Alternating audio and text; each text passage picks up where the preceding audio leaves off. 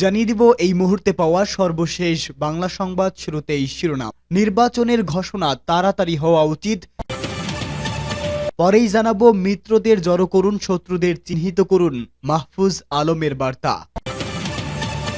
এরপরেই থাকবে ভুল করলে কিন্তু পস্তাতে হবে, তারেক রহমানের বার্তা।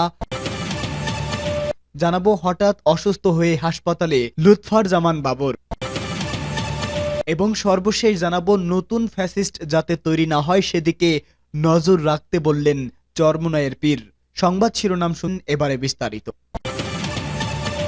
নির্বাচনের ঘোষণা তাড়াতাড়ি হওয়া উচিত বলে মির্জা ফখরুলের মন্তব্য।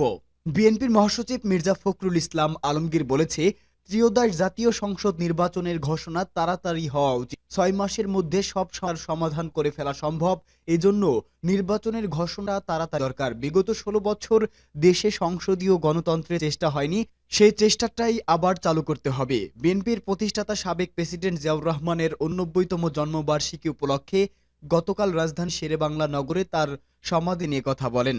ফখরুল বলেন, সংস্কার ও নির্বাচনেরও একসঙ্গে হতে পারে। রাজনৈতিক দলগুলোকে আলোচনাকার কমিশন রিপোর্ট চূড়ান্ত করতে হবে, আর নির্বাচনের দিয়েই জনগণের কাছে যাওয়া সম্ভব, জন আকাঙ্ক্ষা সম্ভব। তিনি বলেন, 4 সংস্কার কমিশন যেসব সুপারিশ দিয়েছে তা বাস্তবায়নে রাজনৈতিক দলগুলোর ঐক্যমত প্রয়োজন। ঐক্যমত ছাড়া এসব সুপারিশ বাস্তবায়ন করা সম্ভব। রাজনৈতিক দল, ছাত্রসন এবং সহযোগিতা ছাড়া সুপারিশ বাস্তবায়ন করা সম্ভব হবে না। মিত্রদের জড়ো করুন, শত্রুদের চিহ্নিত করুন, মাহফুজ আলমের হুঁশিয়ারি। মিত্রদের জড়ো করা এবং শত্রুদের চিহ্নিত করার আহ্বান জানিয়েছেন সরকারের উপদেষ্টা মাহফুজ আলম। শাহবাগ ফেরত আনার চেষ্টা হচ্ছে, মুজিববাদী প্যারাডাইম আর ইতিহাস তত্ত্ব আবারও সক্রিয় হচ্ছে। বিপরীতে সৃজনের বদলে প্রতিক্রিয়ায় শক্তিশালী হচ্ছে। নিজের ফেসবুক আইডিতে ফ্যাসিবাদদের জীবন ও জুলাই বিরোধী শক্তি শিরোনামে সব কথা বলেন।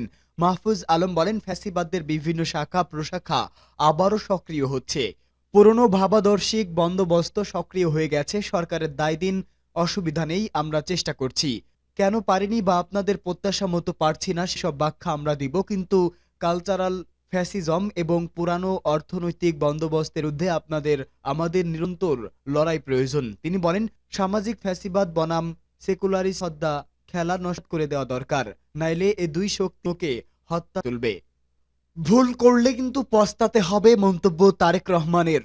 বিএনপি নেতা কর্মীদের সতর্ক করে দলের ভারপ্রাপ্ত চেয়ারম্যান তারেক রহমান বলেছেন, জনগণ সঙ্গে না থাকলে কি হয় তা 5 আগস্ট দেখিয়ে দিয়েছে। কাজেই ভুল করলে জনগণ আবার কোনো একটা কিছু দেখিয়ে দিবে, তখন কিন্তু পস্তাতে হবে, হা হুতাশ করতে হবে। এখনো সময় আছে, মানুষ যেভাবে চায় সেভাবে চলতে হবে, মানুষের পাশে গিয়ে দাঁড়াতে হবে। রাজধানীর রমনায় মিলনায়তনের আয়োজিত আলোচনা সভায় ভার্চুয়ালি যুক্ত হন তারেক রহমান। বিএনপির প্রতিষ্ঠাতা ও সাবেক রাষ্ট্রপতি জিয়াউর রহমানের 89তম জন্মবার্ষিকী উপলক্ষে এই আলোচনা সভার আয়োজন করা হয়। সভায় প্রধান অতিথি হিসেবে বক্তব্য রাখেন তারেক রহমান। যখন জনগণ ক্ষিপ্ত হয়, স্বৈরাচার দেশ থেকে পালিয়ে যেতে বাধ্য হয়, এখনো চোখের সামনে জ্বলজ্বল করছে সেই উদাহরণ। ছাত্র জনতার অভ্যুত্থানে গত 5 আগস্ট আওয়ামী লীগের সরকারের পতন হয় এবং শেখ হাসিনা দেশ ছেড়ে পালিয়ে যেতে বাধ্য হন। বিষয়টি ঈদ করে দলের নেতা এসে তারেক রহমান বলেন, যতই মনে মনে তৃপ্তি বোধ করেন বিএনপি বড় দল, জনগণ যদি ক্ষিপ্ত হয়, জ্বলজ্বল করছে সেই উদাহরণ। কাজেই দিন শেষে বিএনপির ভারপ্রাপ্ত চেয়ারম্যান তারেক রহমান বলেন, কিছু কিছু রাজনৈতিক যত ছোট বা বড় হোক না কেন, তারা বিভিন্নভাবে বিএনপির পক্ষে কিছু কথা বলার চেষ্টা করছে। এ ব্যাপারে নেতা কর্মীদের সলতে হবে। দলের উদ্দেশ্যে তারেক রহমান বলেন, অন্য কেউ সরকার গঠন করলে বিএনপি নেতাকর্মীরা কি ভালো থাকতে পারবেন? এ সময় মিলনায়তনে উপস্থিত থাকা কর্মীরা চিৎকার করে না বলেন। এরপর তারেক রহমান বলেন, কোনো কারণে যদি অন্য কেউ সরকার গঠন করে তাহলে সেটা কি দেশের জাতির জন্য ভালো হবে? এবারও নেতা কর্মীরা না বলেন। শেষে তারেক রহমান নেতাকর্মী বলেন, এখনো সময় আছে, মানুষের পাশে গিয়ে দাঁড়ান, মানুষের ভালো করুন। এখনো আমাদের সময় আছে, মানুষ যেভাবে চায় সেভাবে চলেন। দিন শেষে কিন্তু আপনাকে ওই লোকের কাছেই যেতে হবে। হঠাৎ অসুস্থ হয়ে হাসপাতালে লুৎফর জামান বাবর। সাবেক স্বরাষ্ট্র প্রতিমন্ত্রী লুৎফর জামান বাবর হঠাৎ অসুস্থ হয়ে পড়েছেন। সন্ধ্যায় তাকে রাজধানীর ইউনাইটেড হাসপাতালে নেওয়া হয়েছে। জানা যায়, সঙ্গে মত বিনিময়ের সময় হঠাৎ বুকের বাঁ পাশে ব্যথা অনুভব করেন তিনি। পরে তাকে রাজধানীর ইউনাইটেড হাসপাতাল দীর্ঘ 17 বছর পর গত বৃহস্পতিবার কারাগার থেকে মুক্তি পান সাবেক স্বরাষ্ট্র লুৎফারজামান বাবর। নতুন ফ্যাসিস্ট যাতে তৈরি না হয় সেদিকে নজর রাখতে হবে, চরমনাই পীরের মন্তব্য।